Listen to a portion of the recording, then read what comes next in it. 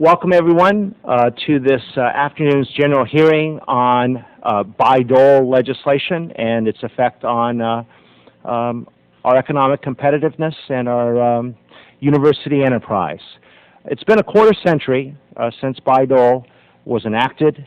It is time to assess the impact of that legislation and whether we can improve technology transfer from the federal investment in research. I want to mention that this will be only the first of several hearings on technology transfer. At this point in time, it is my intention to hold further subcommittee hearings on Stevenson-Weidler legislation. It took a good while, perhaps close to 20 years, to achieve passage of the Bayh-Dole legislation. The House Committee on Science and Technology held hearings in 1979 and 1980 on the original legislation, and this committee has been a very strong supporter of improving technology transfer. The broad economic conditions during the time of passage of Bayh-Dole were a factor in shaping it. The U.S. economy was in a deep recession. Productivity was declining, and our country faced growing competition internationally from both Germany and Japan and certain other countries. At that point in time, I was beginning to practice law in Silicon Valley, and quite frankly, there are folks who said that Silicon Valley was going to die and that we just weren't going to compete in high tech anymore. And there are others, policymakers in Washington, D.C., who said potato chips, silicon chips, it hardly matters which one it is because it's just all about money. And that is not true. Now, promoting university-based research and its subsequent technology transfer to industry was seen at that time and continues to be seen as a very, very important policy tool to counter international competition and to stimulate, irregardless of international competition, domestic economic and job growth. The purpose of this hearing is to assess the current implementation of Bayh-Dole from the perspectives of universities and industry, and to hear recommendations to improve the implementation of Bayh-Dole as we look forward to the next quarter century. A few key questions that we will consider. What has been the impact of the current implementation of Bayh-Dole on federally funded university research, technology transfer, and the commercialization of that research? How has Bayh-Dole shaped university-industry research collaboration? Are there differences in interpretation of the statute and regulations by universities, industry, and others? What is the possible effect of the increasing globalization of the research enterprise? Are U.S. companies turning to foreign universities for research collaboration? Are foreign companies turning to U.S. universities to the same extent? How do the intellectual property and business practices at U.S. universities compare to universities in other developed and developing countries? Has Bayh-Dole influenced basic university research, academic collaboration, and the broad dissemination of knowledge? What way does the law promote innovation? Has it created any barriers? Finally, how can we improve technology transfer as we look forward to the next 25 years to promote innovation and commercialization of federally funded research and promote U.S. economic development? All of these questions are on the table today and in our subsequent hearings. We look forward to hearing thoughts of our witnesses and also of the comments and questions from our fellow members of this subcommittee. And now I would like to recognize my colleague and good friend, the ranking member from Georgia, Dr. Gingrey, for his opening remarks. Good afternoon, Mr. Chairman, and certainly I appreciate your holding this hearing on Bayh-Dole Act, and certainly, as you point out, it's a timely issue. We just celebrated the Act's 25 years of existence. I agree with you, Mr. Chairman. The time is indeed right to to look at the program and see where we can improve it. Ensure that the next 25 years are just as successful as have been the past 25 years. In The Economist, and this is a quote, the Bayh-Dole Act is probably the most inspired piece of legislation to be enacted in America over the past half century, end quote. I don't think that's an embellishment when we think about the remarks you just heard from the chairman in regard to the global economy and what our concerns might be as we go forward.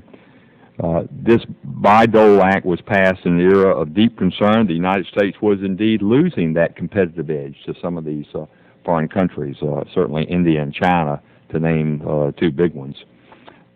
Its impact in reversing that trend has been phenomenal. In fact, Bayh-Dole has been the most successful technology transfer program ever implemented. Prior to Bayh-Dole, only 5% of government-owned patents were ever used in the private sector. Let me repeat that. Only 5% of government-owned patents were ever used in the private sector. Since the passage of this landmark legislation, there has been a tenfold increase in academic patents. It's often said that the clearest form of flattery is imitation. Well, countries all over the world are indeed copying Bayh-Dole, from the Europeans to the governments of Japan and India, I'm sure China as well. As we are now combating the often negative effects of globalization, perhaps there is no better time, Mr. Chairman, to see if there are any improvements that we can make in this law. Some of the principal players in this program, businesses, do say that it has become increasingly difficult to come to an agreement with universities. I hope we'll be able to find out in this hearing what's the problem. And so instead, some businesses say they are increasingly making the sort of cooperative agreements that Bayh-Dole is supposed to facilitate in this country, but they're making them with foreign universities, not American universities, sort of globalization of research, if you will. So we need to ensure that Bayh-Dole meets the 21st century needs of both business and universities in order to ensure that the United States competitiveness is first and foremost, because we are, ladies and gentlemen, in an economic war. Make no mistake about that. The Economist went further and said, and I quote, "A dollar's worth of academic invention or discovery requires upwards of $10,000 of private capital to bring it to market," end quote. So clearly there is a need to marry private enterprise with university research as Bayh-Dole intended when it was originally passed 25 years ago. Mr. Chairman, I indeed, as a graduate of the Georgia Institute of Technology, I like to plug my alma mater at every shameless opportunity. I appreciate you holding this hearing on such an important topic, and I do look forward to hearing from all of our witnesses, not just the one from Georgia Tech. Well, Dr. Gingrey, I think that Georgia Tech always has a better football team than Oregon Health and Science University. If there are members who wish to submit opening statements, your statements will be added to the record. As our witnesses are well aware, your time is limited to 5 minutes. Please feel free to summarize your written testimony. And now let me introduce the witnesses. Mr. Pradhan, who is the Director of Technology and Research Collaborations at Oregon Health and Science University. We continue to have aspirations for your football team of the future. Dr. Susan Butts is Senior Director of External Science and Technology Programs at the Dow Chemical Company. Mr. Wayne Johnson is Vice President, Worldwide University Relations at Hewlett-Packard Company. Mr. Mark Lemley is Professor of Law at Stanford Law School. And let me warn you, Dr. Lemley, that you have the job that I want. And Professor Lemley is Director of the Stanford Program in Law, Science, and Technology. And Dr. Mark Allen, Professor at a great institution in Georgia, in the School of Electrical and Computing Engineering at Georgia Institute of Technology, and co-founder and Chief Technology Officer of CardioMEMS. We will begin testimony with you, Arun. Mr. Chairman, Ranking Member Gingrey, and honorable members of the subcommittee, thank you for this opportunity to testify before you today on the important topic of the Bayh-Dole Act. In addition to my role as Director for Technology and Research Collaborations at Oregon Health and Science University, I am also on the Board of Trustees for the Association for University Technology Managers, or AUTM. I've been asked to provide my opinion as well as express the views of the AUTM Board on various topics related to the Bayh-Dole Act and how it relates to academic technology transfer. These views are a result of my 19 years of experience in this industry, covering 3 institutions in Utah, Colorado, and now Oregon. We believe that the Bayh-Dole has been instrumental in accelerating innovation in the United States and hopefully will continue to be a key factor in driving U.S. innovation policy for the next 25 years. As Ranking Member Gingrey stated, The Economist called the Bayh-Dole Act one of the most possibly inspired pieces of legislation to be enacted in America that unlocked inventions and discoveries throughout the United States. The Bayh-Dole Act is as viable today as it was when conceived and passed, and I believe that we're only seeing the proverbial tip of the iceberg. The impacts of Bayh-Dole are diverse, such as the 5,000 companies that are based on university research, the 1.25 products per day that have been introduced as a result of that over the last 10 years, the 260,000 jobs that have been created, and the addition of over $40 billion annually to the U.S. economy. The Biotechnology Industry Organization, or BIO, has identified over 350 drugs based on federally funded research that are either available now or are currently in clinical trials. Another impact of Bayh-Dole, according to the former president of the NASDAQ, is that approximately 30% of its value is rooted in university-based, federally funded research, which might never have been realized but for Bayh-Dole. State investment in innovation has also been a key, although unanticipated, outcome of the Bayh-Dole Act. Just since 2005, 19 states have begun initiatives targeted to innovation, representing approximately $4 billion in the next 10 years. A key similarity to a number of these initiatives is the role of universities as drivers of regional economic development. In Oregon, for example, several such programs are coordinated through the Oregon Innovation Council, signature research centers in the field of nanotechnology, bioeconomy and sustainable technologies, and drug development and translational research, funding of programs to foster university-industry partnerships in seafood, manufacturing, and food technologies, and the creation of university venture development funds through Oregon tax credits, all come together in Oregon's investment into resources that foster innovation and development.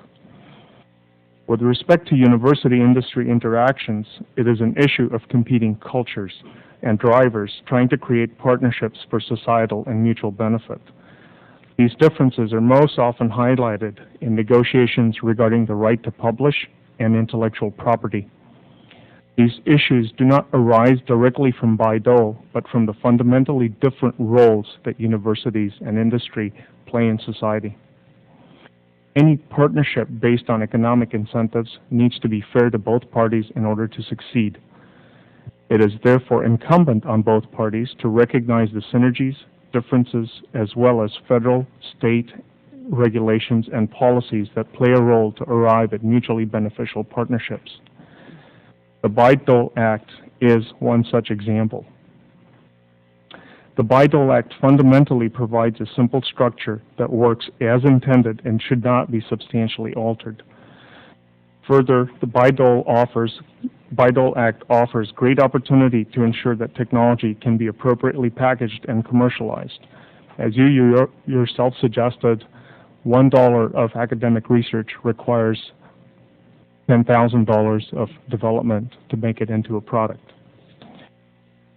The 9 points to consider document that is being promoted by a number of organizations and AUTM for example, begins to provide consistency to the implementation of Bayh-Dole to arrive at these objectives.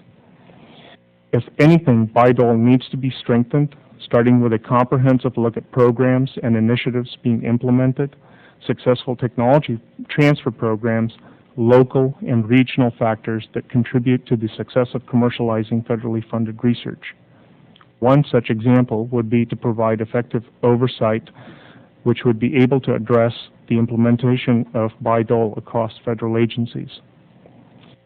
In summation, I would like to emphasize that technology transfer at universities as it exists today is a complex process that has multiple roles ranging from being good stewards of public resources to participants in economic development. These roles are in turn defined by local, regional, and national needs and regulations. It is critical that the U.S. preserve Bayh-Dole and its fundamental elements and continue to support funding of basic research so that our country can maintain its leading edge in innovation in this increasingly competitive global environment. Thank you.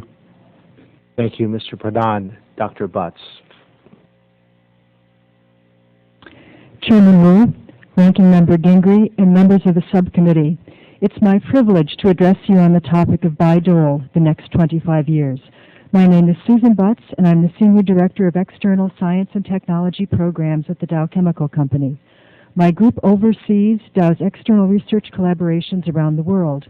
I'm also the Vice President of the University Industry Demonstration Partnership, an organization operating under the auspices of the Government University Industry Research Roundtable, which is in the National Academies. The Bayh-Dole Act is an important and pivotal piece of legislation that has produced many benefits. However, as you consider the next 25 years of Bayh-Dole, there are three key points to keep in mind. First, although the Bayh-Dole Act has enabled the licensing of federally funded technology from universities to industry, it has also created expectations for control of intellectual property that actually discourage research collaborations with industry. Second, most foreign universities offer companies much more favorable rights to intellectual property arising from the research that they fund. This is causing companies to do more of their university research collaborations abroad. Both of these trends could have an adverse impact on U.S. competitiveness, since they will diminish U.S.-based collaborations, which can generate new knowledge, technologies, business opportunities, and jobs. Third, small changes in the Bayh-Dole Act and tax regulations to clarify the intent of Congress relative to the treatment of inventions resulting from industry-funded research could significantly improve the climate for university-industry research partnerships in the United States. I'm sure that we will hear many different points of view in today's hearing. The important issue is not whether Bayh-Dole is good or bad, but rather that it has taken the U.S. down a path that has diverged from most of the rest of the world in terms of university-industry interactions. Some aspects of this path have been very beneficial. Other aspects have been detrimental. The challenge for our nation is to put the United States on a new path that will fully engage our vast technology resources from industry, universities, and national laboratories to maximize U.S. competitiveness in technology and innovation. Innovation is the translation of ideas into products. It happens in different ways in different technologies and industries. In my written testimony, I've tried to reflect issues and concerns that are broadly held across industries, but we should keep in mind that there are important differences. In industries like pharmaceuticals and chemicals, innovation is a discrete, long, and costly process. Products have a long lifetime, and business success is gained through exclusive access to key patent-protected products and processes. In industries like information technology, innovation is a rapid, continuous process. Each product embodies many technologies and devices. Products have a short lifetime, and business success is gained through rapidly getting the next product to market. Pharmaceuticals and information technology define two ends of the innovation spectrum for technology-intensive industries. In order for university-industry collaborations to be productive and mutually beneficial, they must be flexible enough to accommodate the whole innovation spectrum. Globalization is a reality. U.S.-based companies must compete effectively in the global marketplace in order to stay in business. Globalization also brings home the responsibility that government, industry, and universities share to solve the most serious challenges facing mankind that know no national boundaries. Challenges like climate change and sustainable energy, food, and water. My employer, the Dow Chemical Company, has committed to meeting corporate sustainability goals to help address these challenges. We will have to make significant technology breakthroughs to meet these goals, and we want to partner with the best university researchers to do this. Unfortunately, the barriers that we experience in working with U.S. universities often cause us to seek out research partners with universities in other parts of the world. I believe that the Bayh-Dole Act is fundamentally sound with regard to its stated purposes, but has gotten off track in implementation, primarily through misapplication to research that is privately funded rather than government funded. This causes U.S. universities to impose their rights and obligations under Bayh-Dole to research that is funded by industry profits rather than taxpayer dollars.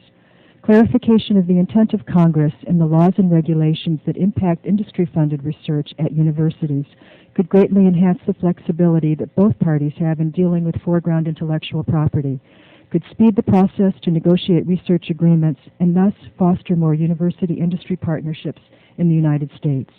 Thank you for your attention, and I would welcome questions. Thank you very much, Dr. Butts. Mr. Johnson, please proceed. Distinguished members of the opportunity to speak.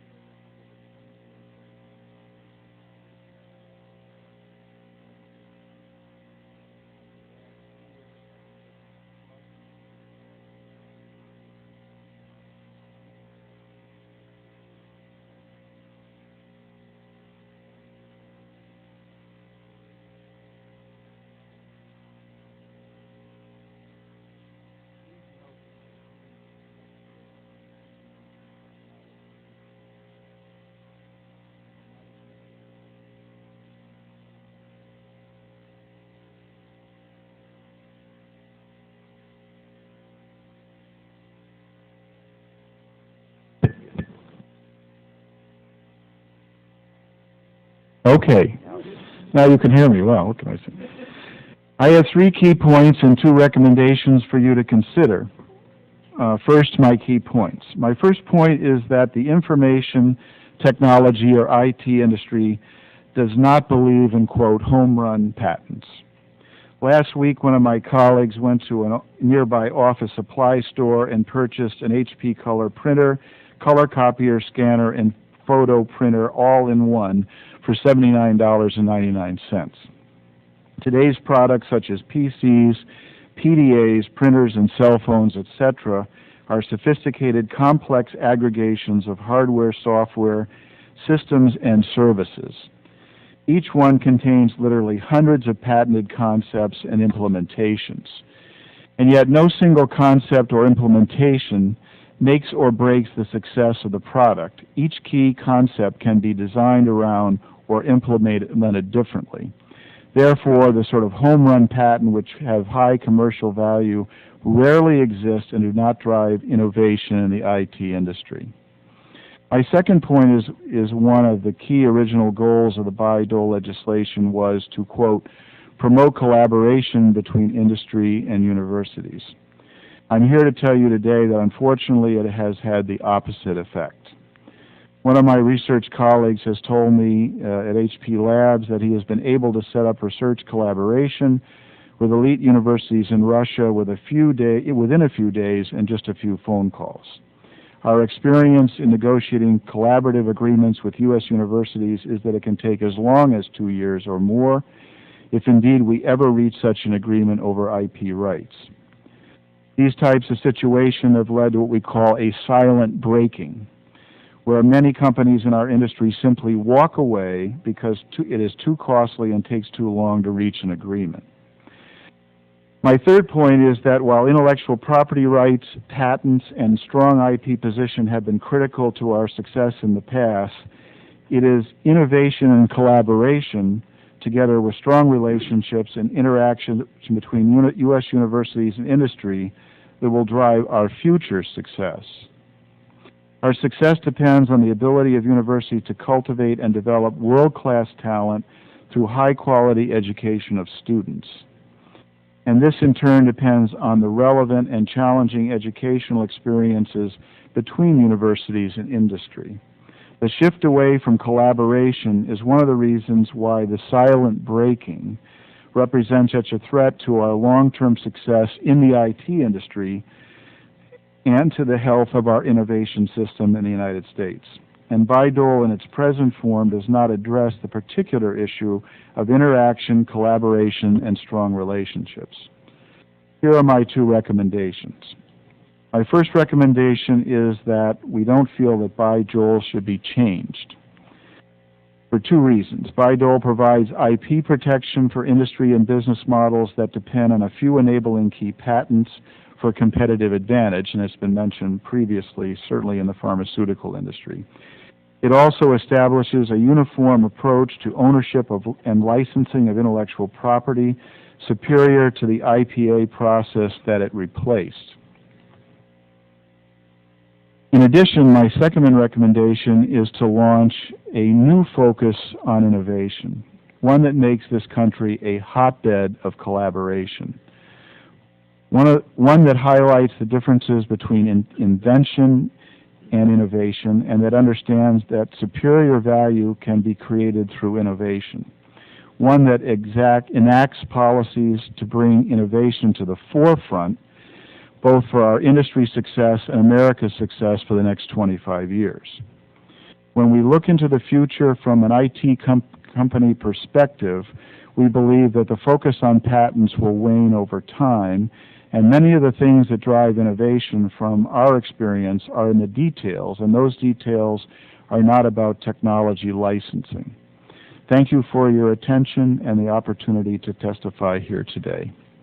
Thank you very much, Mr. Johnson. Professor Lemley, please proceed. Thank you, Mr. Chairman, distinguished members of the subcommittee. I'm Mark Lemley. I teach at Stanford Law School. I want to make it clear that I'm here speaking on my own behalf and not Stanford's. In fact, I suspect I'll say at least a few things that will horrify them. Bayh-Dole fundamentally changed the way universities approach technology transfer, and you can see that best in the statistics. Universities obtain 16 times as many patents today as they did in 1980. Now, everybody's getting more patents, but still, universities' share of all patents in the United States is more than 5 times greater than it was before Bayh-Dole. Universities license those patents for upwards of $1 billion a year. The effects of this surge in university patenting, I think, have been both good and bad. On the positive side, I think that the Bayh-Dole Act has had the effect, has achieved the goal of encouraging university inventors to patent inventions and to license patents to private companies that can make use of them. So the risk that inventions were languishing in universities, that they were never commercialized, has, I think, been addressed in significant measure by Bayh-Dole. And particularly in the biomedical area, these university-private partnerships have been responsible for a number of significant breakthroughs, and I think we're going to hear about at least one in a moment. On the negative side, universities, I think, too often look to the short-run bottom line. How do I maximize my revenue from licensing fees in setting their licensing priorities, not to the broader picture of how can I best improve technology transfer for the benefit of society. Particularly in the information technology industries we've just heard about, there's a sense that university patents are interfering with, rather than promoting the dissemination of technical knowledge to the world at large, that universities are filing lawsuits to try to restrict the use of this technology, and that they are adversaries, not partners, in the deployment of technology. There is, in fact, the situation has gotten so bad that one information technology industry official has publicly referred to universities as, quote, crack addicts, unquote, driven by, quote, small-minded tech transfer offices addicted to patent royalties. Now, I don't think the situation is as bad as all that, or at least not as bad as all that most of the time. But the fact that there's this widely divergent view between different industries suggests that we've got an issue or a problem we need to address. And the testimony here, the very different approaches we've heard so far, I think is evidence of that. The need for Bayh-Dole is greatest in the biomedical industry. right, where the FDA approval process and the hundreds of millions of dollars and the years of regulatory approval that are required to develop new drugs mean that just coming up with an idea for a drug is only the very beginning of the process, and that if there isn't exclusivity associated with that drug, no one's going to take it all the way through the regulatory environment. By contrast, in a field like computer software, exclusivity not only often isn't necessary, but it can actively interfere with the use of the technology. The solution, I think, is largely in the hands of universities rather than legislative response to Bayh-Dole. Universities need, I think, to take a broader view of their role in technology transfer. Technology transfer from universities ought to have as its goal maximizing the social impact of technology, not simply maximizing a university's licensing revenue. Sometimes that means patenting an invention and granting an exclusive license. Right? That's going to be true in a lot of cases in which there's a long, expensive commercialization process that has to happen after the invention has been made. Sometimes it'll mean patenting the invention but granting non-exclusive licenses to all comers. That's especially true of keystone or enabling technologies, the kinds of technologies that open up an entirely new field. So university patenting was responsible for breakthroughs in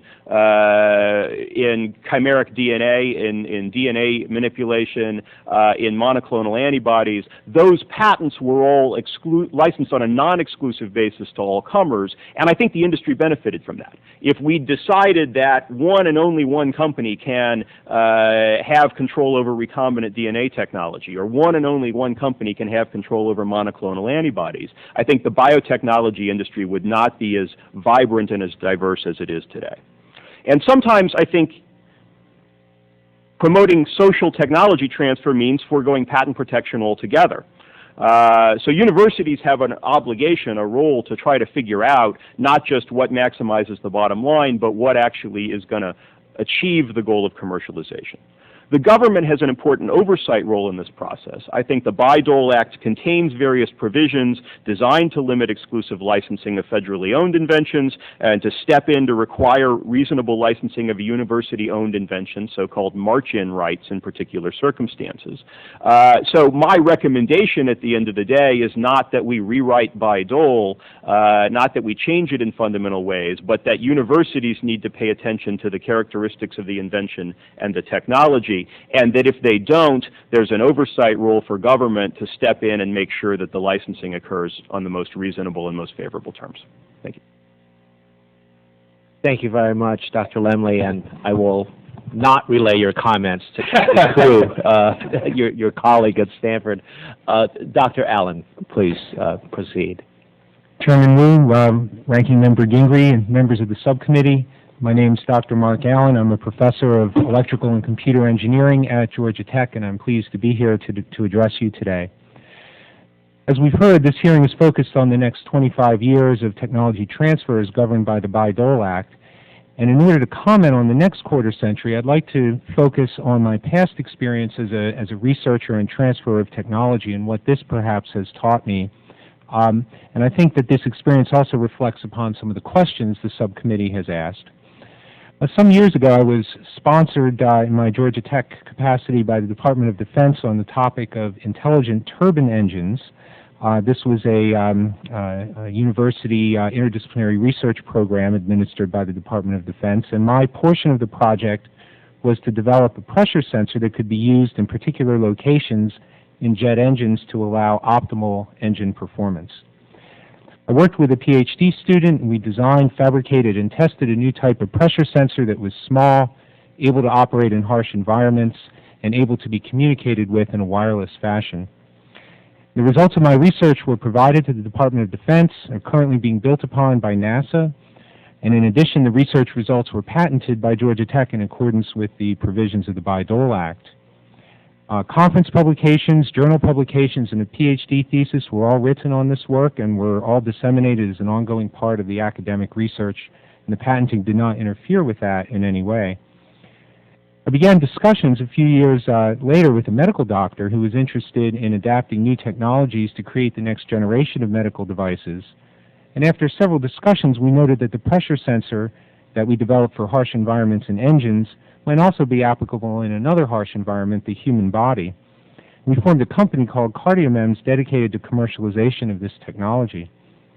CardioMEMS licensed some of the key patents, including the two cited from this DoD program, exclusively in a specific field, that of medical devices.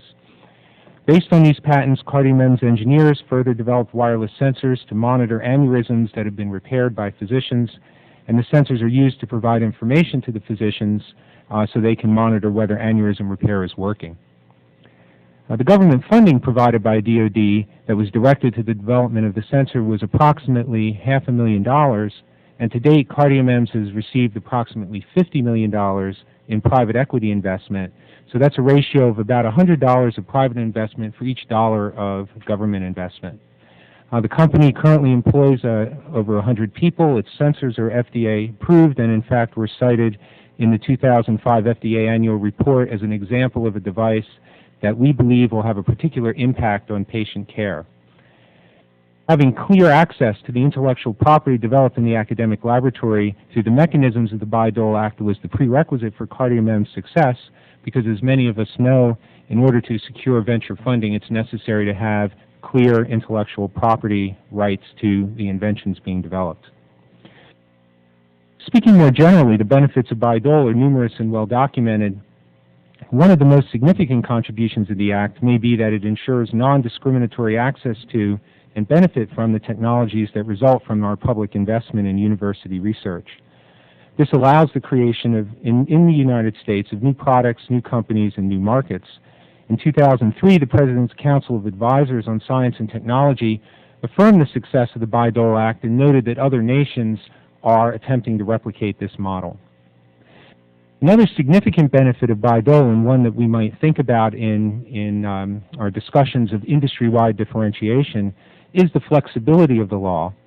By not constraining the use of Bayh-Dole, a variety of approaches, including exclusive and non-exclusive licensing, exclusive licensing in fields of use, such as the CardioMEMS example, which did not preclude further licensing in areas such as jet turbine engines, and also the use of territories, universities and companies are able to tailor their agreements for specific industries, technologies, and applications under the existing legislation. Today, U.S. industry continues to face competitive pressures globally, and the need for basic research as the foundation of innovation still exists. While cultural differences sometimes strain collaboration between industry and academia, I firmly believe the Bayh-Dole Act has helped foster a new and highly successful era of collaboration by establishing a uniform federal invention policy, encouraging universities to develop relationships with industry through commercialization of inventions, and establishing preference for manufacturing of products in the United States. Based on the objective numerical successes of the Act, as well as my own personal experiences with CardioMEMS, I feel strongly we should not alter in any significant way the legislation that has been so successful and that the rest of the world is using as a model of innovation. In summary, thank you again for the opportunity to comment on my experiences and on the topic of Bayh-Dole, and I'd be happy to answer any questions. I thank all of the witnesses for your very illuminating testimony. And now we will turn to questions, and at this point we will open for our first round of questions, and the chair recognizes himself for 5 minutes. Mr. Pradhan, you believe that Bayh-Dole has stimulated technology transfer and also done a reasonable job of encouraging productive university-industry partnerships. It appears from our panel of witnesses that this view is not universally shared, and I'd like to give you and the other witnesses an opportunity to discuss this issue in this forum, and then to drill down, to get a little bit more granularity on that discussion about where the problems exist and where they do not, whether it applies uniformly across different fields. Mr. Pradhan, let me turn it over for you to you, and then we'll do this first 4 minutes in a discussive format. Mr. Chairman, thank you. I do believe that there are more collaborations, effective collaborations that are occurring between universities and industry at this juncture than there have been before. My personal experiences in this have been very positive. At every institution that I've been at, the amount of industry collaborations has progressively increased. I've been at Oregon Health and Science University for 3 years, and even in the 3 years that I've been there, the number of collaborations has doubled, and the amount of research funding between changing hands has tripled. And this is across all sectors. We've effectively partnered with companies in the IT industry. We continue to effectively partner with companies for drug development, for clinical trials, and for basic research. I think one of the fundamental aspects that one has to keep in mind are the different cultures that each industry brings to the table and the culture of collaboration at a university. Intellectual property itself is not a stumbling block, in my opinion. Access to intellectual property is determined by the nature of the project. It's determined by what outcomes are being sought, and it's also determined by what relative contributions are made prior to the research project actually coming together between a company and a university. So I think the fundamental aspect of being pragmatic and approaching this in a collaborative way tends to alleviate a number of the problems that we've heard. It is true that you can't rely on patents in the IT industry to generate royalties. In fact, if you take a look at a printer or at a computer, there's upwards of 500 patented technologies that go into that. The price pressure for those in the marketplace is to keep the prices down. Arun, I'm going to ask you to summarize your comments. I will extend the same courtesy to other members who are here. We'll permit panelists to finish comments on the same question asked, but I am going to run over my first 5 minutes, but the prerogative of the chair, we will stay here as long as we need to run through all of my questions in cycle. I'll be brief. In summation, I think the problems are not insurmountable.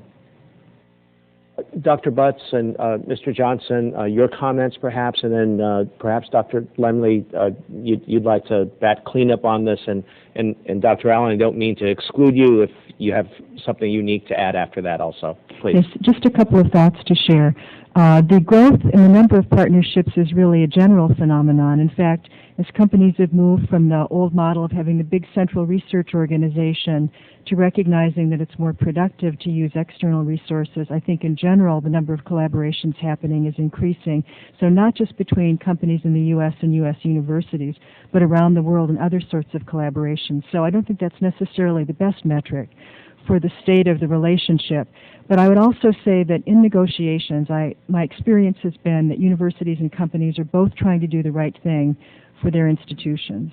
And so what they're trying to do is live by the expectations, or in some cases with the university's patent policies that dictate how intellectual property should be handled. And where we see the difficulty often is in the timeline. So the difference in the university mission in the sense of time versus a corporate mission in the sense of time. So for instance, within Dow, our projects are all on a project timeline with milestones and decision points. And when we spend 5 months negotiating an agreement, it may be that the research project, when it finally gets started, delivers its results too late to be useful. So to me, it's a very important issue around how long it takes to reach agreement, even if we eventually get there. Thank you. Mr. Johnson, your comments? I have three of them. Well, one of the things that's, I think, apparent so far is that the IT industry is really different than some of the others that we've been talking about. in fact, you know, if you look at what we do as a practice, we actually cross-license even our own inventions to our competitors. Otherwise, we don't have a product. So I think in any kind of situation where you're dealing with a certain vertical industry, the universities, I think, need to take into account the fact that that is, you know, our expectation. Our time to market is 3 to 6 months. Our cost per unit keeps going down. So to be competitive, we really need to do that. I would also say that there is a difference between universities. I mean, I manage the entire strategic university portfolio across Hewlett-Packard, so I have an insight into a broad range of universities here and overseas. I think it differs between universities even in the U.S. We have universities where we are more able to negotiate these patents more quickly or licenses, and ones that don't. So I think to some degree it's a function of the leadership and the strategic thinking of the university. I would also comment that I don't think industry is blameless in this. I don't think that there are some companies that haven't developed the right strategy, the difference in cultures. If you don't figure out what the cultural differences are, you're not going to have a very good relationship, and you're not going to work quickly to get something done. And I would say from an IT industry perspective, the fact that we are a global, clearly a global activity, we need to go to places where the technology, the localization, so we're constantly looking for opportunities to go somewhere else that we can get the work done as quickly as possible. From a U.S. perspective, I don't think this is necessarily bad, but if we end up going only outside the U.S., it would clearly be.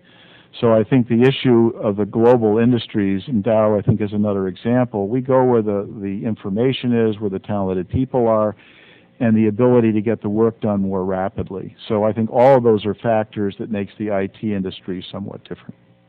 Thank you for your comments, Mr. Johnson. And I think that something that you said triggered in my mind that perhaps one of the ignored factors in competitiveness for the long term is our visa policy, and we will hold hearings in the Science Committee on that issue later. Dr. Lemley or Dr. Allen, any comments on this, and then we'll turn it to Dr. Gingrey. Well, so I think that the most successful examples of university-private collaboration have been in what Mr. Johnson called the home run patents. The very successful new inventions that can then form the basis of a product that's sold in the marketplace. Those are the ones where the patent needs to be turned into a product that's commercialized. They tend to be in the biomedical space, though there are exceptions to that. And the problem comes about when universities take that lucrative licensing model for home run patents and they try to apply it to the patent that's one component out of 500 in a product. There, not only are you having to deal with the other patents, but you've also got the problem, you have less need for this commercialization. You're not building a product around this patent. It's one piece in a much larger puzzle. So one thing that I heard from all of our panelists was that perhaps it's not so much changes in the Bayh-Dole legislation itself that's important as it is education of some of the universities and technology transfer offices to these differences. And we do have within the current legislation this flexibility available to us to do both kinds, the home run kind of licensing and the non-exclusive licensing to all comers. I personally, as a researcher, have been involved in both where appropriate, and I think that would be a good model perhaps for us to consider. We will return to this topic, but my time has expired long ago. Dr. Gingrey. Mr. Chairman, thank you. It really is a segue into my question. I'm going to address it first to Dr. Lemley because he commented on it first, but you were talking in your testimony, Dr. Lemley, and you mentioned biotech and pharmaceutical companies benefit from patents due to the high R&D cost and the lengthy process of commercialization. And I want to know, and we'll start with you and then the other witnesses, are you suggesting that Congress might consider creating product-specific or industry-specific patent regulations that are different? And we'll start with you, Dr. I think that's a possibility, though I would look at it as a last resort, in part because it's very difficult to draw lines that cleanly divide technologies. So there are all sorts of examples. One that comes to mind immediately is bioinformatics, which is this interesting crossover of biotechnology and computer software in the service of trying to kind of mine and rationalize biotechnology data. I do think it's a problem. I think it's a problem, the industry specificity that we ought to try to solve at the university level. It's something that we could solve at the government level if need be, though my preference would be, rather than industry-specific rules and legislation, having the PTO or some other agency with enough authority to make a case-by-case decision that here's a circumstance in which we want to march in and require non-exclusive licensing. Yeah, I think maybe Dr. Allen, you had mentioned that in your last comment, if you'd like to pick up on what Dr. Lemley just said. Right, that's right, and I do agree that different industries, as I mentioned, do need different treatment, so to speak, but I really don't believe that treatment at the level of legislation is required. I think it is more perhaps in the regulation and implementation or interpretation of the legislation where that might be most useful. Otherwise, we will wind up with situations where companies are struggling to define their products in one area or another in order to receive favorable treatment, perhaps under certain differentiating patent rules or what have you. Dr. Pradhan, and then we'll go to Dr. Butts and Mr. Johnson.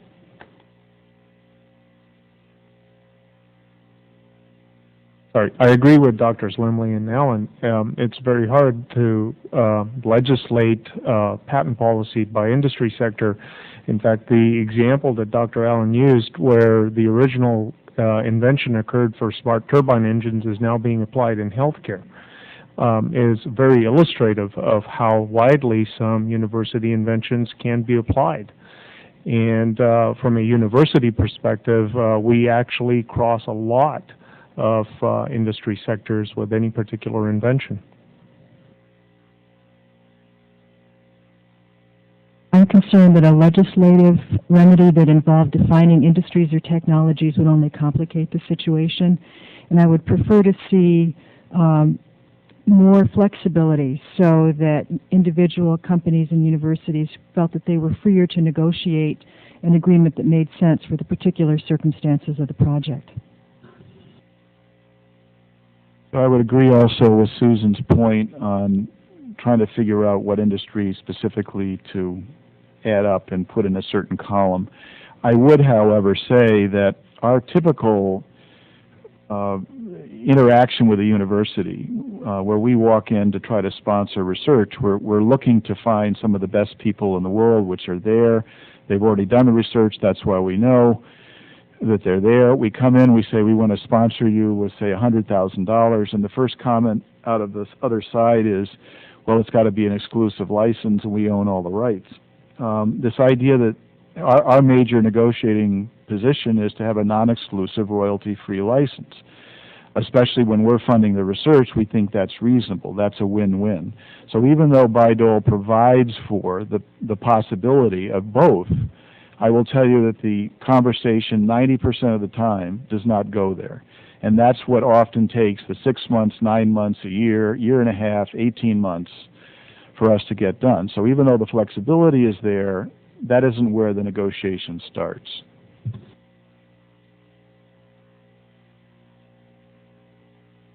Thank you, Dr. Gingrey. Let me follow up on that before I turn to a related topic.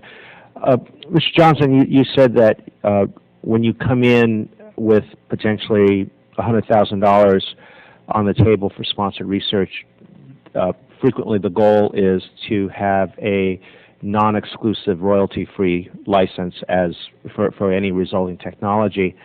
I'd like to hear from you and perhaps some of the other folks who are familiar with university policy.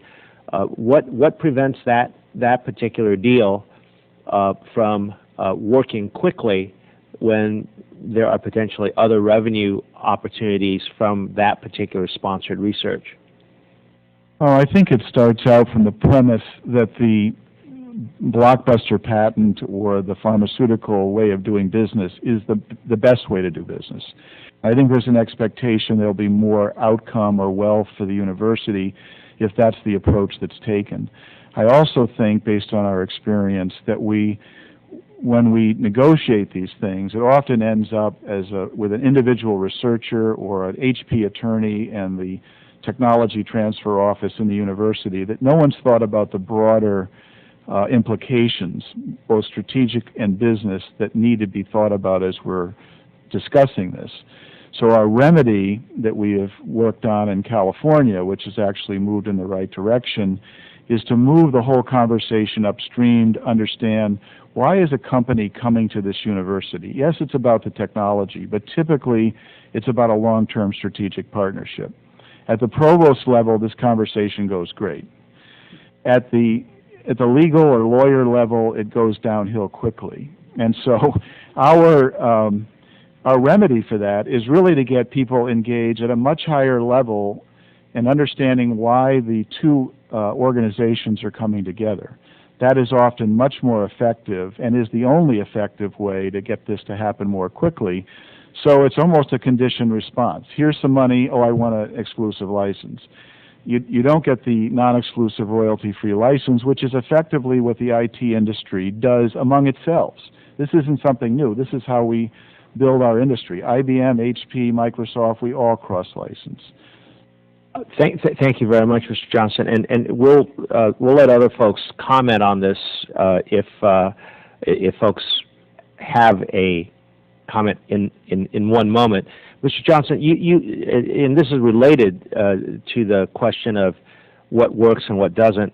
In your written testimony, you list Purdue, Georgia Tech, University of California, and Stanford as institutions that perhaps do a better job of striking a balance to promote technology transfer. What is different in the practices among what you would characterize as successful institutions versus some others that you negotiate with? And Dr. Allen, you referred to, we don't need legislation, we need better behavior. So let's circle in on what the behavior is and what the mechanisms might be for any potential improvements. So I would say, generally speaking, that the licensing offices at those universities are staffed with some of the best people that we know in university community. They're able to, there's a philosophy of staffing at that level, meaning very high level kind of capability. I would also say that, as I mentioned before, that there's an understanding of the strategic partnership in all of those universities, all the way up to the president level, of what combining with HP means from their perspective. I would also say that we've been engaged in that process in all of those universities for maybe 10 or 15 years, so long-term strategic partnerships have been developed. And in the case of Berkeley recently, we've worked on this very long activity of looking at what are the strategic reasons that we're engaged with Berkeley, and then we filter that all the way down into the licensing office. So again, it's not a one decision, one license negotiation. It's done at a very high strategic level. And it seems that all of those universities more or less operate under those circumstances. Thank you. Arun, I believe you had some comment on this or the prior exchange. This, as well as the prior exchange, I tend to agree with Mr. Johnson with respect to establishing strategic alliances between universities and industry. However, taking the IT model and drilling down a little further, as you suggested, most universities would be willing to grant non-exclusive licenses, but oftentimes where the communication breakdown occurs is that even in the cross-licensing realm, for example, universities need to be able to license other practitioners in the IT industry if they're to derive revenue. And so there is an issue with respect to sub-licensing rights that often comes up.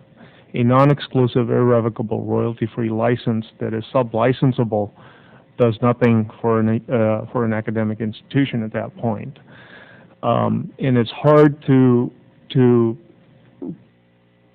comment on the aspects of any one particular negotiation, but these are just some of the principles that we try to keep in mind as we move forward, where if we understand what the needs are and the company understands what the institution needs are, then we can often arrive at a amicable resolution. I want to let the other three witnesses comment on this particular exchange. And for the next 5 minutes that I have, Dr. Allen, you mentioned that statutory approaches may not be appropriate, but that perhaps a regulatory approach or something more flexible might work. What I've been racking my brain about since you made that comment is that we do not have an SEC, we do not have an FDA. We might not want to have any of those things in this particular arena, but I'll save that for the next round of questions. Do any of the other witnesses have comments on what Mr. Johnson and Mr. Pradhan have commented on? I would like to comment on the options that are on the table in licensing. And actually, contrary to Wayne's experience, typically when we're working with a university, what they're comfortable offering us is an option to negotiate a license to foreground inventions, with no certainty that we'll be able to come to terms or no really indication of what we might have to pay to get the license. And for us, that's really the biggest problem. We'd be happy often to have the exclusive, but it's a difficult decision for our management to justify to go into a very open-ended situation, especially if we've contributed more than just money to fund the project. If we've provided background research results, we may be providing non-commercial samples or prototypes, plus input from our researchers. So in that case, we've made a pretty significant investment, and having an open-ended situation is really very difficult for us to live with. What Mr. Johnson said earlier makes me think that this course of dealing, a long course of dealing between a private entity and a university, helps establish some parameters, and it makes me think that perhaps if there were, shall we say, a range of reason, that if you were getting a license to license, that if one had a range of reason, a set of expectations, I mean, that's one of the problems, that there might not be that. Do any of the other witnesses have a comment on this before I turn to the next set of... Please proceed. Just briefly, I think part of the problem is one of bureaucratic structure and incentives. If you're dealing with an Office of Technology Licensing that is judged at the university by how much money it generates in licensing revenue at the end of the day, their incentives are different and not necessarily aligned with the incentives of the broader university. One of the things I think that distinguishes Mr. Johnson's more enlightened or easier to deal with universities, and I'm delighted to see mine on the list, is that the relationship is a broader one. It's not just with a discrete Office of Technology Licensing. It's with the broader group. It's with individual departments, and the Office of Technology Licensing has an understanding that maximizing revenue is one goal, but it's not the only goal. And Dr. Allen, feel no compulsion to comment, but if you would like. So very briefly, I just point out that of the vast majority of industry contracts that I have in my lab at Georgia Tech, they're either donations from industry who have given money for support of students or what have you without any concern for intellectual property issues, or they are exactly the type of contract that are being discussed where in consideration for the sponsorship of the research contract, a non-exclusive royalty-free license is given for the foreground intellectual property. So I know it's possible. I know it's possible. Thank you. Dr. Gingrey. Mr. Chairman, thank you, and I hope my question is not the same question. I think when you got into your second 5-minute round, you may have touched on what I wanted to give Dr. Allen an opportunity to discuss. But Georgia Tech is one of those that were mentioned, 5 or 6 research universities that industry, whether it's Dow Chemical or Hewlett-Packard, has been fond of the relationship, if you will. I want to specifically ask Dr. Allen, because I know that there, and you mentioned some, very successfully moved Georgia Tech a number of innovations from the lab into real commercial products. What do you think are the characteristics of Georgia Tech that allow it to be so effective at this process? I think that... And like universities. Yes, of course. I believe that one of the things that Georgia Tech has always had a history of is a long relationship with industry, a relationship that has been focused on being able to do the applied end of engineering research in terms of a broad spectrum. So we certainly have our basic science departments, but we span a broad spectrum all the way to applied engineering and even to work that is done not with students, of course, but work for the government, which is kept classified.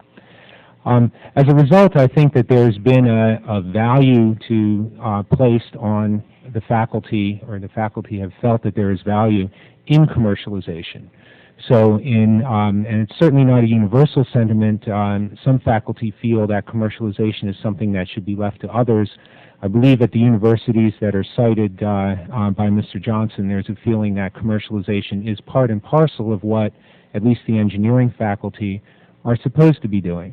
In some sense, it's a final validation of the engineering research that we're doing if at the end of it, someone is willing to pay for using that particular product. I also think that one of the things that we don't do at Georgia Tech is that we don't look to the value of licensing revenue as adding to a huge percentage of the industry income. And I hesitate to read these numbers into the congressional record because I'm doing them from memory. But I believe that annually the Georgia Tech does about $80 million of industry research, which represents about 21% of Georgia Tech's total research budget. And of that, about 1% is revenue from licensing. And so if you look at these numbers and say, well, I'm going to double the licensing revenue perhaps and cut the industry contracts by a factor of 2, I don't think that anyone at Georgia Tech would be very happy with that. So I think that that is another piece of what we do, is to make sure that the technology licensing is serving the industry contract piece rather than the other way around. Any other comments from witnesses? Yes, Dr. Butts, sure. I'd like to make a comment. I think what we're seeing at an institution like Georgia Tech is very enlightened leadership around the whole process of working with industry, and the recognition that quickly coming to an agreement is really beneficial to both parties, and that both benefit more by doing that than by either one holding out to try to get the best possible deal. So I think institutions where there's a recognition that this is a good thing to have these research projects go forward and have these collaborations occur, and all the benefits that come from those, including opportunities for students and things, is worth not worrying about perhaps losing a little bit on the financial side. Mr. Chairman, thank you, and I'll yield back and look forward to the next round. Thank you very much. Dr. Allen, you referred to perhaps regulatory oversight, and Dr. Lemley, you referred to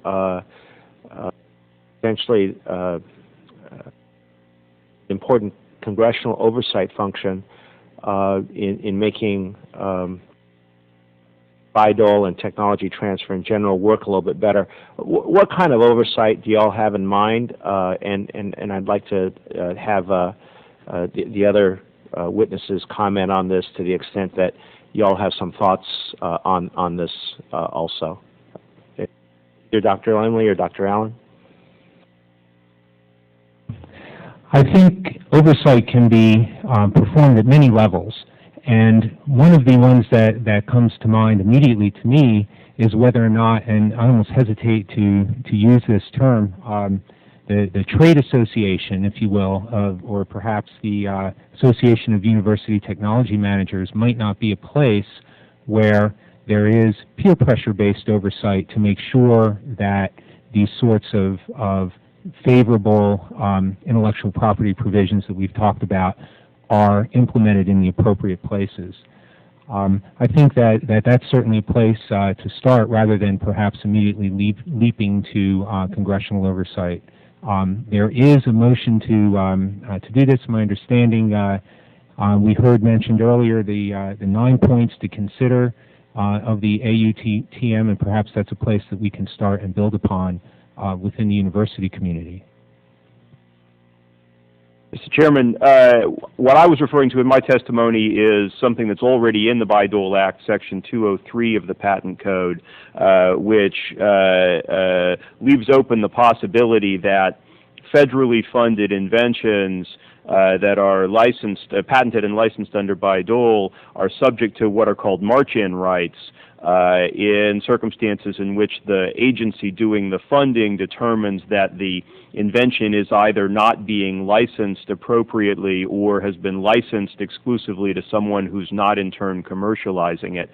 That provision, I think, gives the government and the agencies who are most directly responsible for funding the invention a decent amount of discretion and power to solve problems as they arise, at least in theory. It has, in practice, never been used. Perhaps that's because we've never run into one of these situations, but I think it may also be that there's a bit of unnecessary timidity on the part of the agencies to be the first one to actually exercise this right. Well, Dr. Lemley, since you're speaking, let me invite you to continue. Stanford did some interesting non-exclusive licensing starting, I believe, in the late 70s and maybe early 80s. The shape of our biotechnology industry would be very, very different had those licenses been exclusive rather than non-exclusive.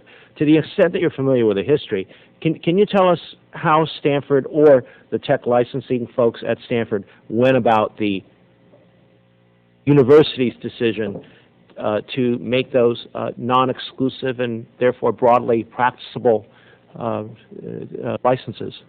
So, as I understand it, and this is secondhand, my understanding in particular of the licensing of the Cohen-Boyer patents on DNA, which were the fundamental California and Stanford patents, was that they were non-exclusive and available to all comers in significant part because the National Institutes of Health required that they be, or at least strongly encouraged it. This was in the time prior to Bayh-Dole, so there weren't rules with respect to university patenting that were across the board. Individual government departments set up their own rules, and the National Institutes of Health strongly encouraged non-exclusive licensing. I don't know, I wasn't around, and I don't know, I haven't talked to the people at Stanford at the time, whether that's something they would have done anyway in the absence of that government encouragement. I'm afraid I'm showing that getting long in the tooth. I was a student hanging around during those days, but of course I didn't know any of that was going on. Actually, there were some professors saying that they had something interesting, but they didn't think that there would ever be any commercial value to it. Following up on that, if we do have, in some respects, a divide between some of the life sciences and some of the chemical compounds and let's just say, call it the world of electronics and software, where there's a lot of cross-licensing and cycle times are a lot higher. Would a parallel approach where individual agencies that are grant-giving agencies have some more leeway and have some more influence over setting up guidelines for tech licensing, would that be helpful to some of the problems that Dr. Butts and Mr. Johnson, you all have experienced sitting from your perspective? And Arun will get you your chance to comment on that too. Actually, our problems don't really occur when we try to license inventions that came from federal funding. I think we understand how that process occurs. It's more when we want to invest in the research and make sure that we understand what rights we'll have to the resulting intellectual property. And I think it would be hard there for the federal agencies to have very much constructive impact. In fact, my belief is that Bayh-Dole really shouldn't apply in cases where the company is funding that research. And I think what would be helpful is a clarification that that really was not the intention of Congress, that Bayh-Dole would apply to every research project going on in the university regardless of the source of funding. We will come back to that in the next round. Mr. Johnston or So I have Pradhan? I have a different industry, but I would say that the whole issue around the understanding of this as an issue needs to get raised. You know, we've done work for 3 or 4 years at GWIR under the National Academy. I think there needs to be a National Academy level discussion about what the needs of these two industries are, and that people would better understand what good approaches would end up with when we would go about this. I just think the conversation ends up at the wrong level. Our work in the Bay Area, we found there were a lot of belief systems that operate below the radar screen that make basically people feel that this is a moneymaker. And in fact, when you look at our industry, it's not. So it's a lose-lose. So I think a discussion needs to go on at some place. Maybe the National Academy would be the right place, but some convening power where everybody would really understand what the issues are here. It's really a lack of understanding. We're starting that conversation today, but you're right. We may need to take it somewhere else. Mr. Pradhan, if you have any comments, and then we'll flip it back over to Dr. Gingrey. Just a very brief comment that as Dr. Butt suggested, that the role of federal agencies is not necessarily to determine what happens to inventions from industry-university collaborations. That actually falls on different shoulders and has to do with tax laws and what's defined as unrelated business income tax. And so there's multiple issues, as always, that come into a decision-making process, and it's not just one regulation or one set of policies or the other. Thank you, Dr. Gingrey. I was discussing, with my staff earlier today in regard to preparation for this hearing, and I asked them a question, and I think that they satisfactorily answered my question, and I know that you'll do the same. So I already anticipate the answer, but it may be that some of the people that are in the room today would like to hear this question. But when the federal government, through its various and sundry programs, sponsors research in our public and private colleges and universities across the country, and it is not an insignificant amount of money, whether it's coming through the National Science Foundation's budget or wherever, and then one of these home runs occur. My question to them was, how does the taxpayer that's generating all this revenue, the $3 trillion or so that we seem to spend every year, how do they get reimbursed? Why don't they have an exclusive license or a royalty position in regard to one of these home run discoveries? And I would just like to hear you comment on that and your general impression of maybe a misperception in regard to that. And we can start from my left to right with Dr. Pradhan. Thank you, Mr. Gingrey. It's every invention that gets licensed out of an academic institution needs substantial development that needs to happen, and there is an issue of taking the revenues from that licensing and reinvesting it. And universities have effectively done that. So any amount of income that comes in is reinvested into the system. Bayh-Dole requires that we share those revenues with the inventors, which we do, and then we reinvest a majority, if not all of it, into the research and education enterprise and the training enterprise of the university. So I think that the public has a net benefit that arises from that. I think the foundation behind Bayh-Dole is that the public benefits because the product gets into the marketplace. And, you know, the question I think you were raising is that fair because the company that gets the license gets a lot of benefit. But I think that was really the concept, that in order to get products into the marketplace, you had to provide a business benefit so that companies would take the risk and make the investment to do it. I guess I would answer similarly. I think, the ability for companies like Hewlett-Packard to create jobs and to create new industries in the United States where people pay taxes and have, a viable economic sense of being is really a result of this. I think innovation is the key to our world economic competitiveness, and this sort of research allows us to stay ahead of the curve. Everybody else in the rest of the world has really benchmarked us. China, India, Singapore, they've taken our best practices, they've gone off, and now they're competing, and they're competing very well. So I think the degree to which we can benefit U.S. companies in the U.S. creating jobs is really the way this gets paid back.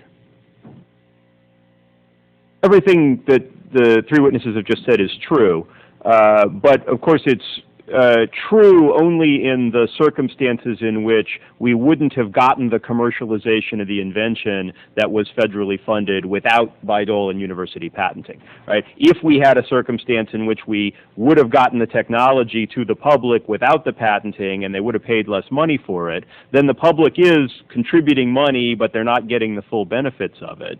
And that, I think, is why there's a greater opportunity or role for the government to have this occasional oversight to make sure that the results, the fruits of federally funded inventions aren't locked up unfairly or in ways that might damage public health.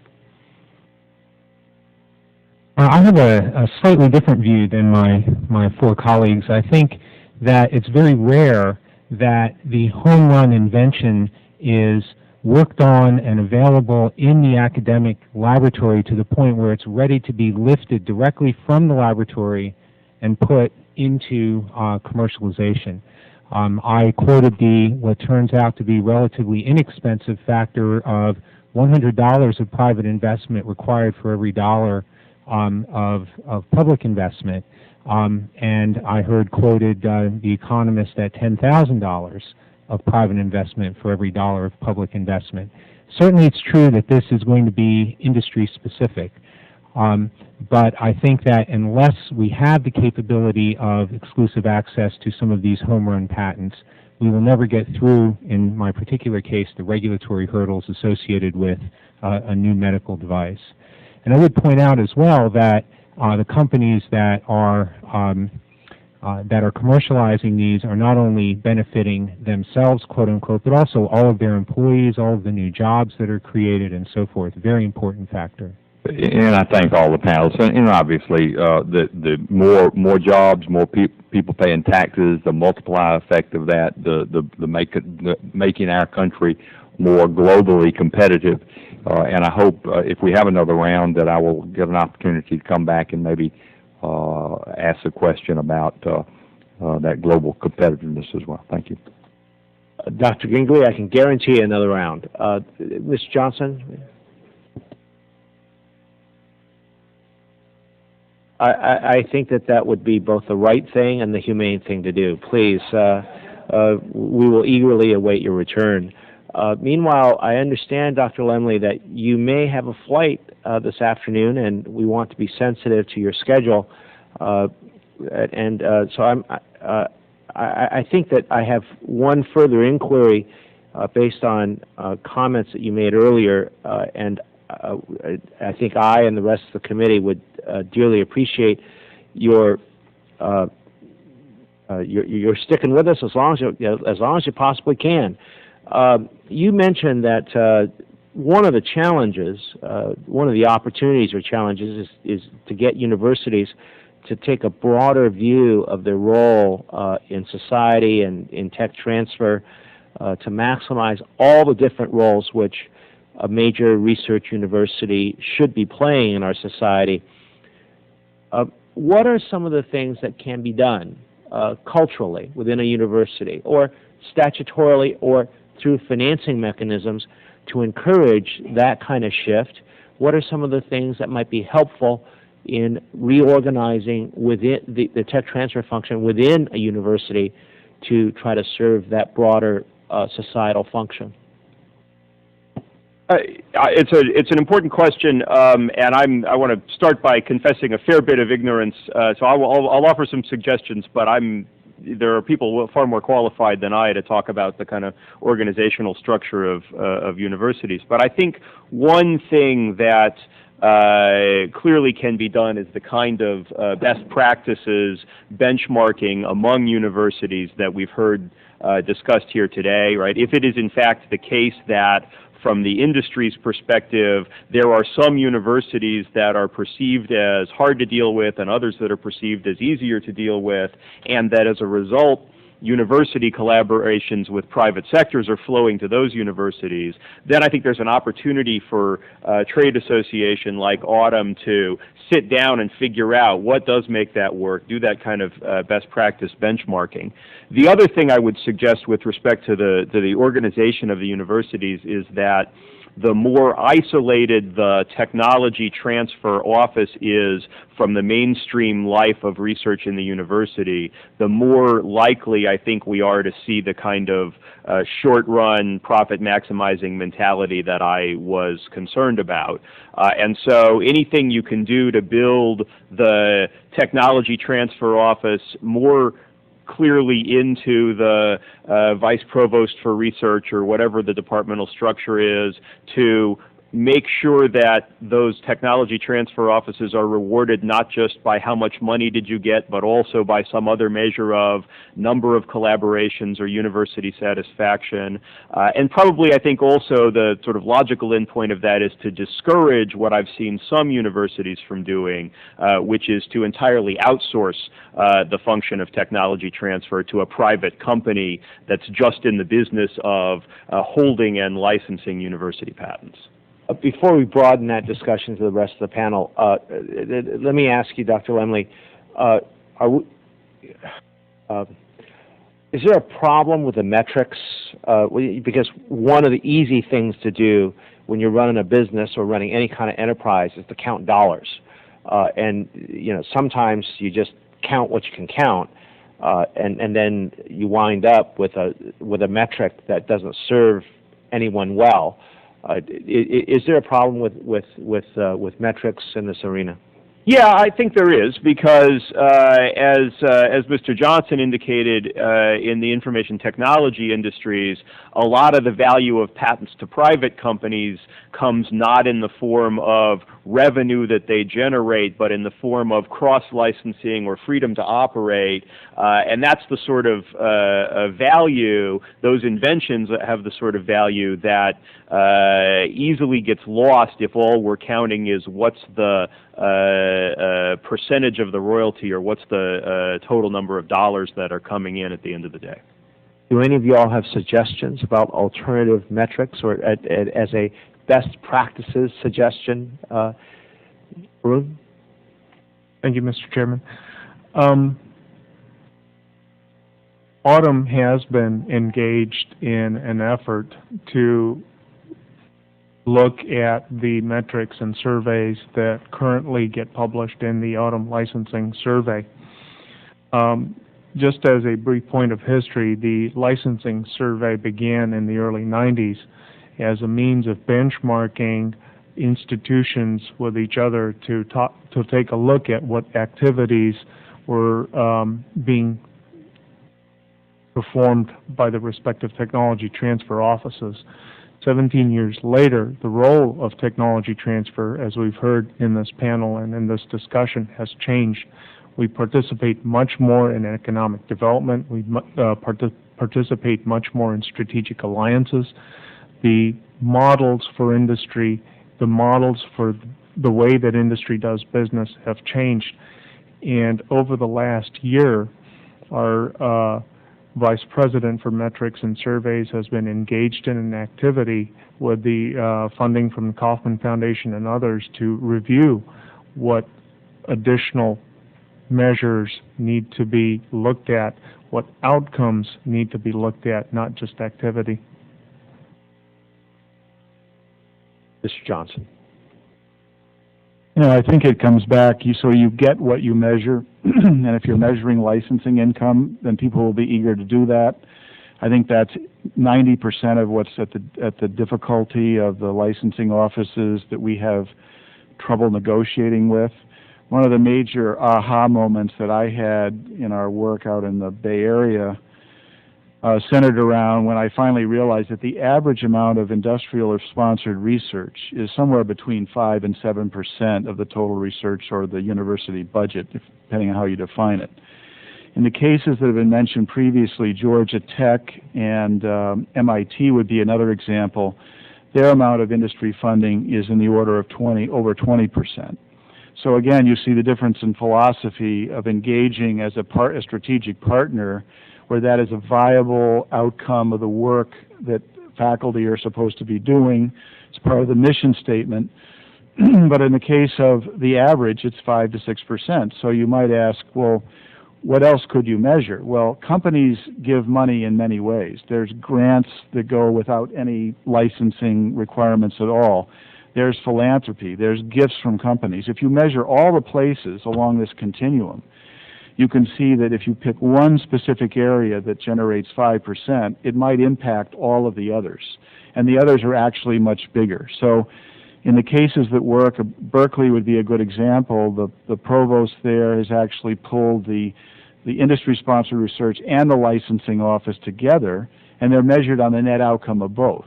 So I think that's a best practice. That's actually substantially reduced the amount of time that we take to negotiate with UC Berkeley.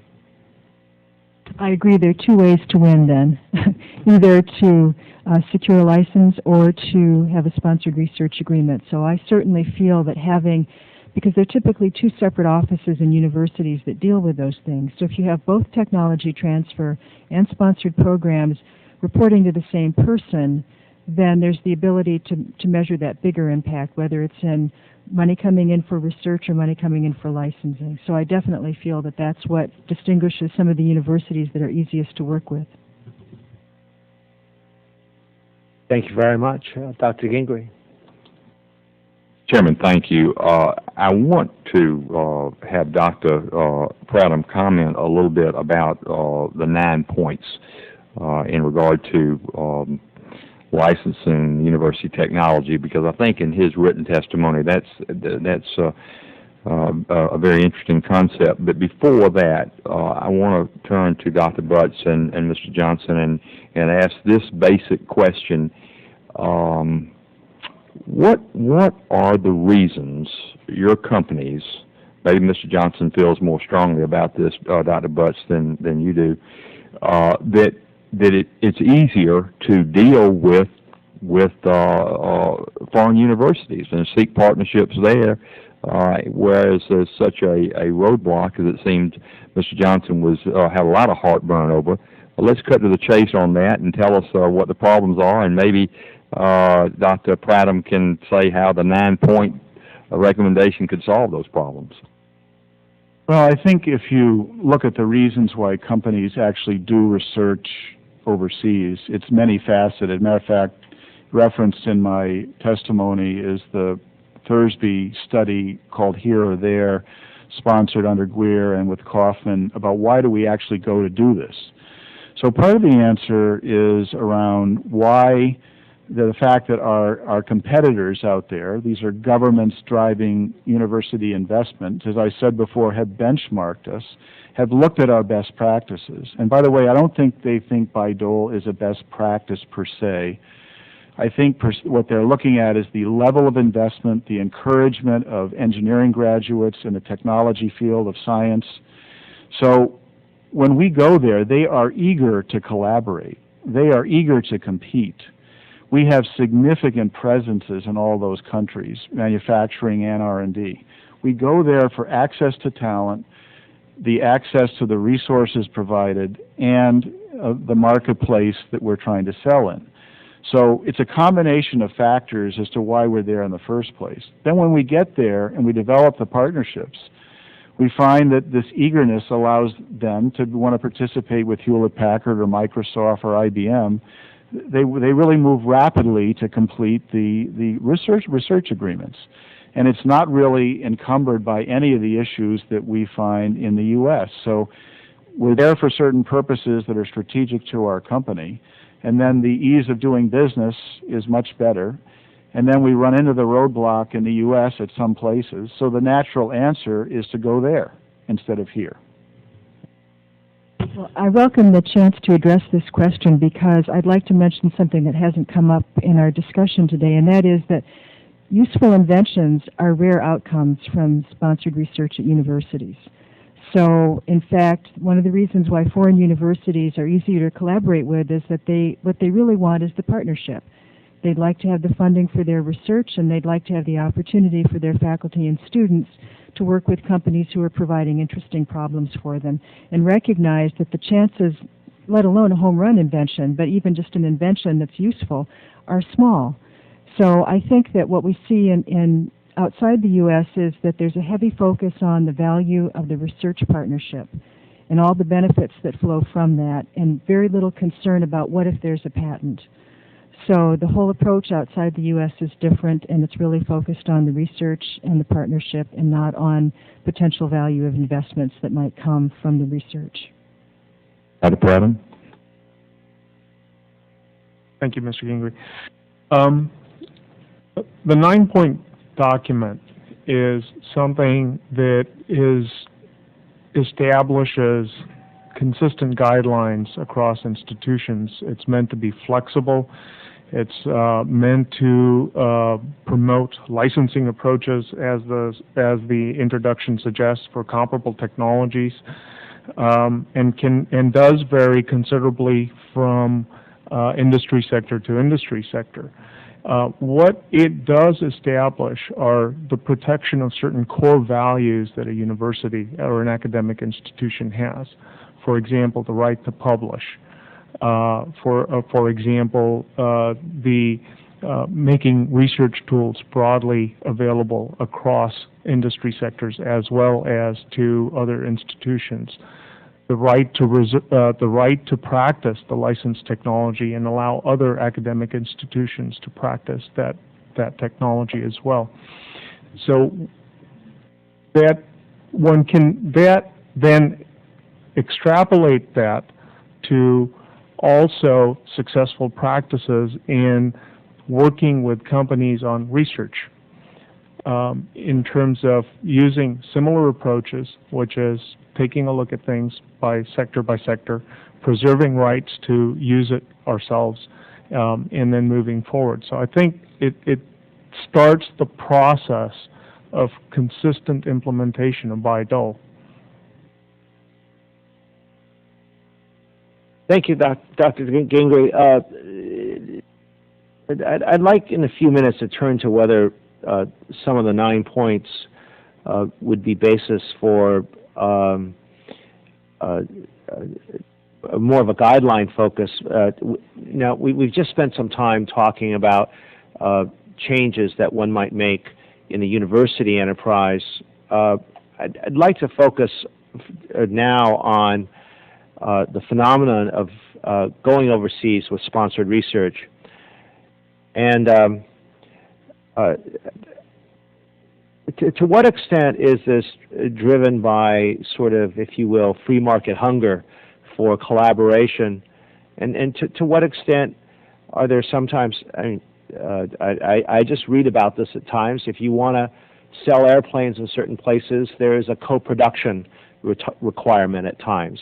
Are we facing some of those issues in sponsored research as we look at Russia, China, India, or some other places around the world? Do we run across that kind of conversation? Well, we have not encountered that, Chairman Wu. In fact, our research with universities is often so far upstream that it's not really tightly linked to our manufacturing. So I think the issue comes up more when companies want to market, sell, or manufacture in a foreign country. For the most part, our research is really driven by the more fundamental side, and so we have not encountered those sorts of requirements. I would say we encounter those from time to time, and I think it's more about, if you fall into the role of corporate responsibility, being a good corporate citizen. If you're HP and you're only selling in that country and they have a broader objective, we want to be their partner, their long-term partner. So it may not be expressly said, but it is one of the perhaps understandings of life. It's implicit that you're investing. I mean, the best partnerships, and this includes the supply chain business, the success of supply chains, frankly, is... Do I keep talking? Please proceed. The success of supply chains is sort of not throwing it over the wall and asking people to come in with the lowest price. It's investing in the other ecosystem. So I think that's true in countries around the world. I also would tell you that there are many countries coming to us with research investments, laboratory facilities saying, please come here. We want HP or Microsoft or IBM to be part of this. And there's a third situation that I can cite in Brazil where the tax law, it gives an incentive to work with universities. Instead of paying taxes, we are allowed to invest as a tax non-payment to pay it into research that we fund and we direct inside university systems. So, I mean, that's a win-win. We didn't pay tax, but we funded research inside a university. So we have an extensive amount of university research in Brazil, but it was an incentivization through the tax system, as one example. Does anybody else want to comment on this factor before we move on?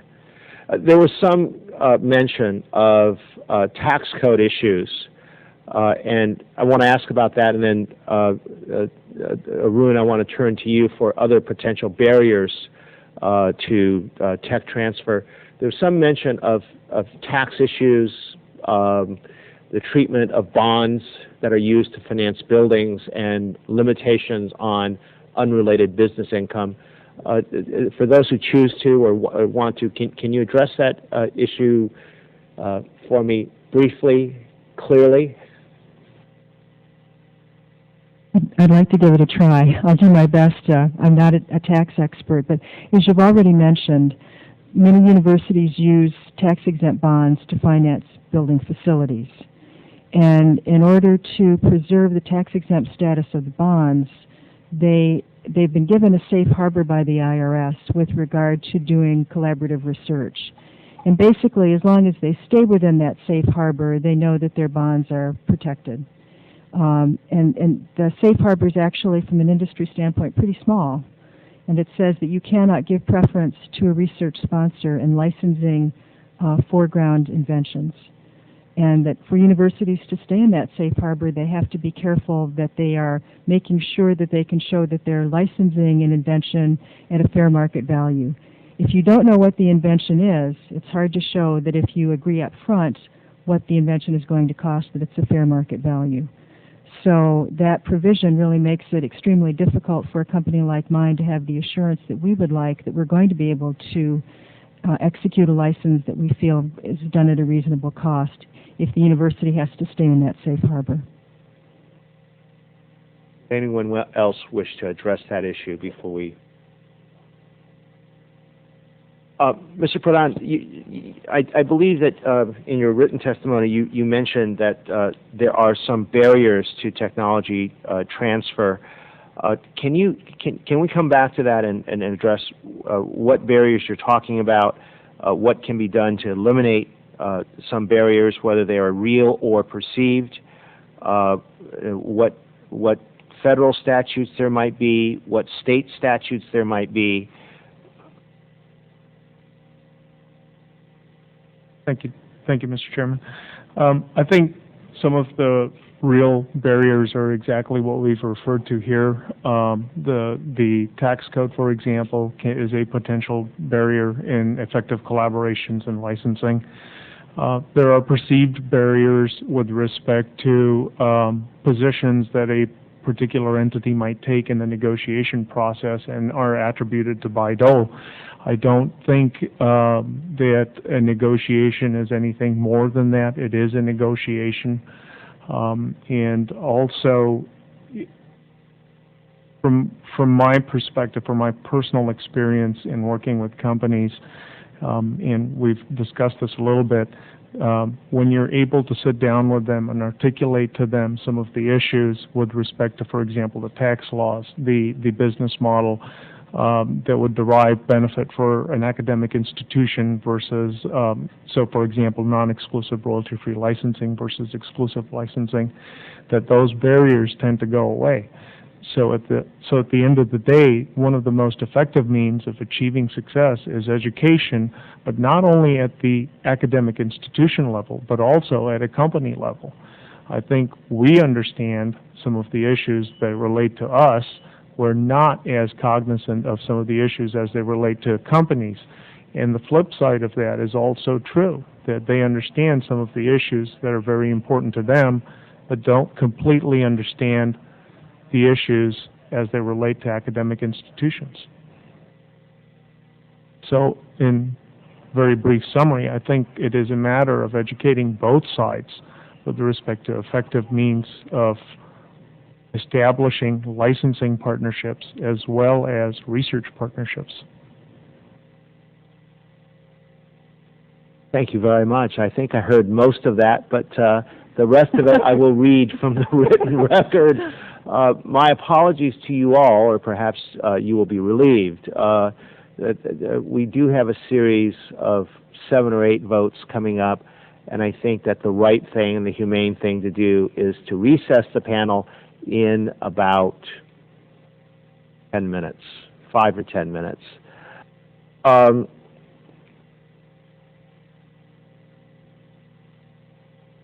couple of you have obliquely, or perhaps a little bit more than obliquely, referred to issues where, despite the fact that that research may be privately funded, that the direct research is privately sponsored research, that there is a line drawing challenge in negotiating with universities, and that this is probably a challenge on both for both parties. But what a university takes title to versus what is, shall we say, sponsored research uncontaminated by federal funds. For those who choose to address this issue, can you illuminate the outlines of that issue a little bit more for the committee? I would like to address that issue. I think that we see a whole range of ways of looking at how Bayh-Dole should apply. And one that I frequently hear from universities is the statement, if one federal dollar touches your project, then Bayh-Dole has to apply. And I think in reading the implementing regulations that clearly was not the intention, and that what you really need to do is look at the statement of work for the program that's being funded privately. And if in fact it's not overlapping with any work that's being funded by the federal government, then I think Bayh-Dole should not apply. But I think there's some concern in the university community about not doing something that will cause difficulty with their federal sponsors. So the easy answer is take a very broad interpretation and say, because we have so much federal money in our laboratories, there's no way that your project can run without being impacted by federal dollars. I agree with Susan's comments. It's sort of a mine, yours, or ours kind of thing. I mean, this ought to be just common sense. But when you look at the complexity of looking at prior background IP across, say, the entire University of California system, to determine whether they've looked at and you've made sure that any possible connection to your research has been identified, it's a daunting task by itself. So if you're making a bet on this and you've got a large institution and there's all this uncertainty, then what do you do? And that again causes a breakdown. So it's more common sense that, well, this is fundamentally mine or mostly yours and I'm just trying to buy into it. Those are the sort of conclusions we'd like to meet rapidly, but this thing overhangs it and is difficult. Would legislative clarification be helpful in this arena? I'll go out on a limb and say I think it might be in this particular case, just because, the idea, as Susan pointed out, just touching something. I mean, the federal government funds just about every kind of research that I know, so I'm sure I'm going to touch some of it. So some clarity there I think would be helpful. other viewpoints on that particular question? I think it would be possibly a wrong path to go down and provide legislative oversight along those lines. I think the issue is more of... Do you agree that there is a potential problem here? Yes, I do, but I don't think it's rooted in Bayh-Dole. I think it's rooted in value allocation of what has or going to be created. I think it's also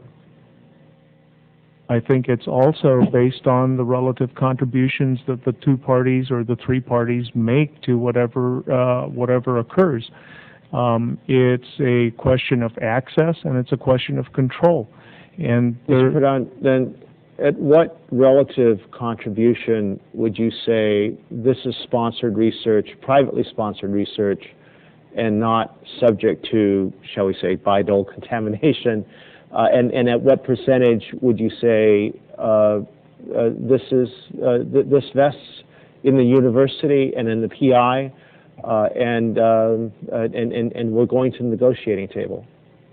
I don't think... Sorry. No, please proceed. I don't think universities or all universities take the position of Bayh-Dole contamination. I don't believe that's an issue here. We take a position where we have our faculty who are our employees and by policy need to assign to universities intellectual property that's created as a result of their work. If the issue is then assignment of that intellectual property back to a particular company for further development, yeah, we need to take a look at that carefully. And sometimes we do, for example, in clinical trials that we conduct, take into account what is being brought to the table by the company. That's a model that we can effectively use for other means as well. My apologies, Mr. Pradhan, but because there's a vote clock ticking, I'd like to move the discussion along, but let's come back. Perhaps you all have some written testimony, things that you'd like to submit in writing. As I was reviewing this issue, one of the questions that developed in my mind for Dr. Butts and Mr. Johnson, we could address this legislatively, but it seems to me that going into the relationship of sponsored research, that to the extent there's an issue here, if it's not taken care of by the relationship, that a private entity, a sponsoring entity, could get representations and warranties and an undertaking from the university. You can already tell that, you know, I'm the kind of guy that you don't like to get involved in technology licensing. But you could get those reps and warranties from the university that this is sponsored research. Why doesn't that take care of it up front? I just think that the issue of being able to clearly define when are federal dollars involved and when are they not is difficult. And I've had people say to me, well, in order to do what you're suggesting, Mr. Chairman, this faculty member would have to move into a different building and work in a separate laboratory so that there was basically no federal funding in the area, which I think is really more than the Act requires, but it's that level of certainty that I think many people want to have in order to make sure that they're not somehow failing to meet the obligations under Bayh-Dole. So I think, you know, some clarity about, is it really that necessary to totally segregate the research, or is there a way that federal dollars and industry dollars can be funding separate projects and still not have Bayh-Dole apply? I think would be very helpful. Dr. Allen?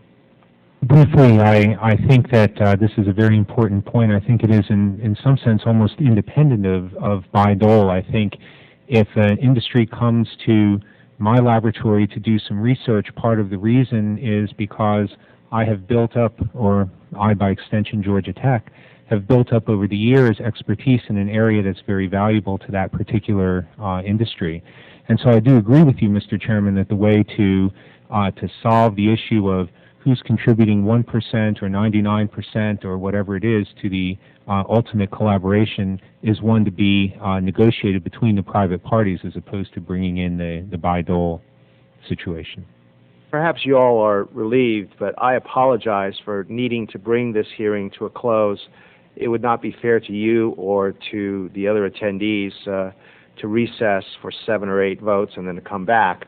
I do feel that we have just barely scratched the surface of this very important, large topic. It is my intention to return to this subject and to try to get it right rather than to get it fast. And sometimes one of the most difficult things to do around this institution is do nothing.